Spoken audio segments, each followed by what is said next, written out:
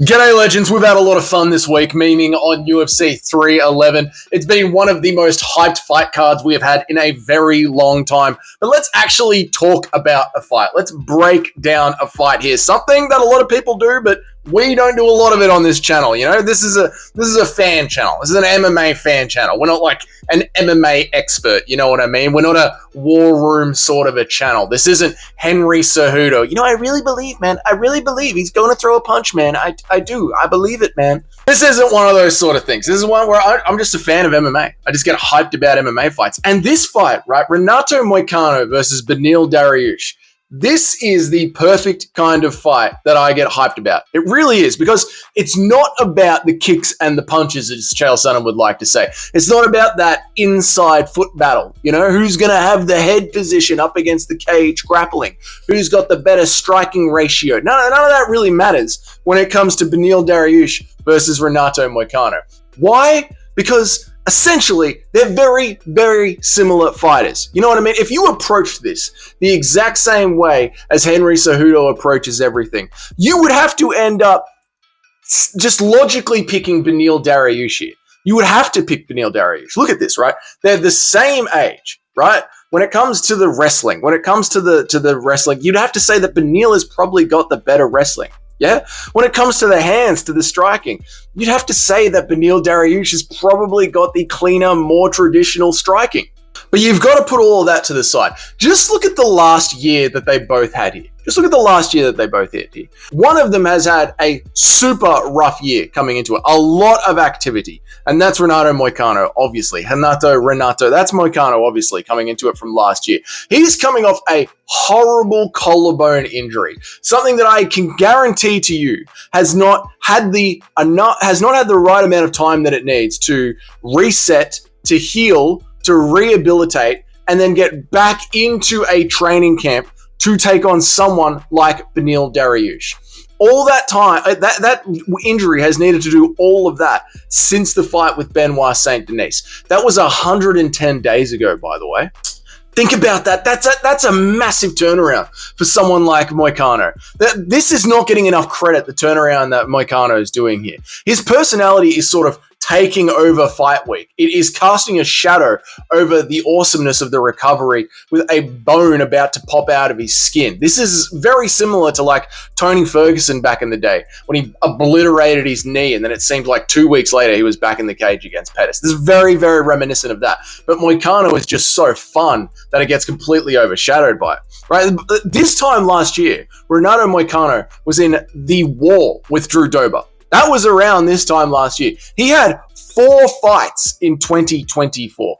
This guy is burning the candle at both ends here because he knows that there is a time limit on his career and he is absolutely going for gold. He's like the old saying of, you know, do you want to drive up to the grave after a boring stop-start straight line drive that just seems to go on forever and you don't have a scratch in your car? Or do you want to rip into that hole with the tires smoking and mud splatter all over the sides and a few nicks into the paint and saying, wow, what a ride. That's Moicano pulling up to the end of his MMA career. And Moicano over the last 24 months is a burnt out MMA fighter. So that means going into this fight, right, Moicano's body is beaten up, it's hard used, and even before starting his run at the lightweight division, before this new Moicano, it was already coming off an injury. Now, Beneil Dariush, he's coming off 2 losses, but they're 2 losses at the very, very top of the division. And he hasn't fought at all in almost a full year.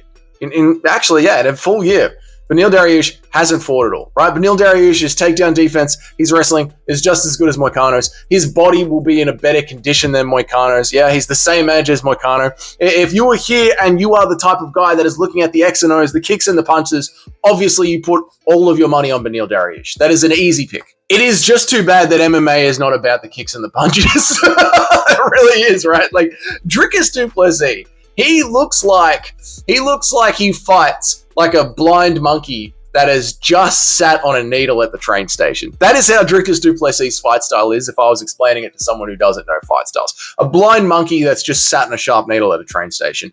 Juliana Pena, she might be the worst skilled fighter to ever grace the UFC octagon. And CM Punk literally just walked in and gave it a go. Yet Juliana Pena was still able to beat Amanda Nunes because Amanda Nunes was done up here. Yeah? This fight between Moicano and Dariush is a battle of the willpower. This is a fight of who wants it more. That is the only thing that is relevant here. And if Moicano's body is destroyed, I'd like to know where Beneil's mind is at. Beneil Dariush was on an 8-fight win streak in the UFC lightweight division. He was getting looked over constantly by the same 3 fighters. He should have fought a title so many times, but instead they just kept giving it to Poirier and to Gaethje, and for some reason Chandler as well, because the UFC paid a lot of money for Chandler. And the entire time, Beneil Dariush is just there, destroying people, and the UFC is completely ignoring him. Now he is at a stage of his career where his only losses, right, in recent memory, are to Oliveira and Arman Tsarukyan. That is the peak. That is the peak. You know, after Oliveira or Arman Tsarukyan, it is Islam next, yeah? The mountain that Beneil Dariush had to get to just the start of the steps, the hand railing, just before you see the flag at the peak. The mountain that he had to climb was long and it was hard. And right as he got to that step, right on the peak where you're about to touch the flag on the top of the mountain, he slips and he tumbles down and he tumbles down and he tumbles down. Now he is down there and he is staring back up that mountain. And I don't know what kind of a man Beneil Dariush is, but we are going to find out very soon just how strong his mentality is, because he has to start climbing that mountain again. And now he is an older man that knows just how when you're first climbing the mountain, you can't quite see the peak.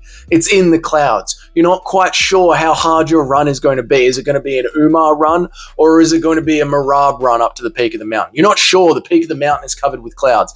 But Beneil Dariush now knows exactly how high and how hard it is going to be to reclimb this mountain. Where Renato Moicano, he seems like he's just done a line and he is going to sprint up the mountain, because he is going to be... It seems like a doctor has told Moicano, you got this long to live, and Moicano is going, fuck it, I want to see the top of the world. And he is sprinting up that mountain. He doesn't care how high it is. And these two mindsets are going to slam into each other.